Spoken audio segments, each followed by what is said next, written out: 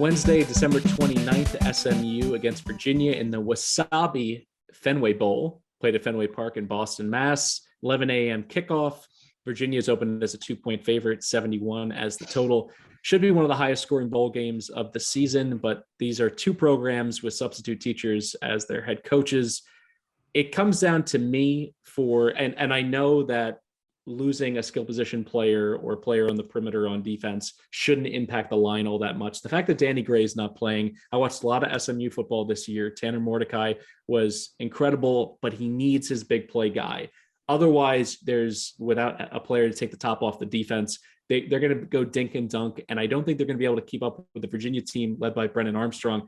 This kid's incredible, and just to give you a feel for how incredible he's been, the college fantasy football site, which has been featured on the Action Network, they go ahead and they put together rankings of every single player at every position. For fantasy perspective, he's the number one quarterback of bowl season. He is set to light up this SMU defense, and I think he's going to do it. I like Virginia. My power rankings actually call this as Virginia -7. So the fact that I'm under two key numbers of the touchdown and the field goal, the Who's laying just 2 in this spot, I like them. Are you going back to the G5 well here and back in a Sonny Dykes-less SMU squad, or do you think Virginia is the team to go with? Nope, I already bet Virginia. I'm actually going to this game with my brother up in Boston, so it should be an exciting one. Like you said, 72.5. I'll probably bet the over eventually, just because I'll be there and it's going to be fun. But I haven't taken it yet just because game's at Fenway Park. It's going to be outside in Boston on December 29th. So Lord only knows what the weather's going to be. Could be snowing, could be rainy, could be windy. So I haven't bet it yet, but I'll probably take the over just because I'll be there. But I like Virginia because you mentioned the substitute teacher thing. Only one team has a substitute teacher because Bronco Mendenhall is coaching this game, and it's his final game at Virginia. He announced he's stepping down.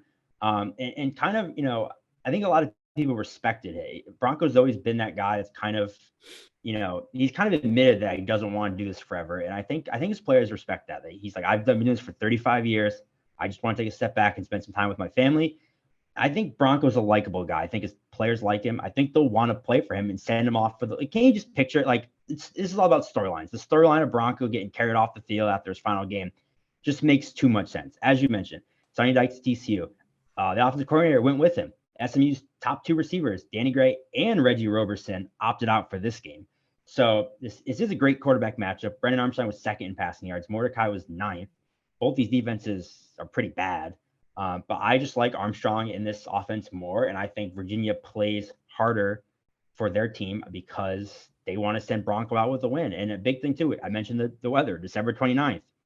I looked this up, something to think about. If it does snow, if it is cold, if it is windy, Brennan Armstrong's from Ohio. Tanner Mordecai is from Texas. Who's going to be more comfortable playing in the snow, the kid from Ohio or the kid from Texas? So I'll take Virginia here. They send Bronco out with a win.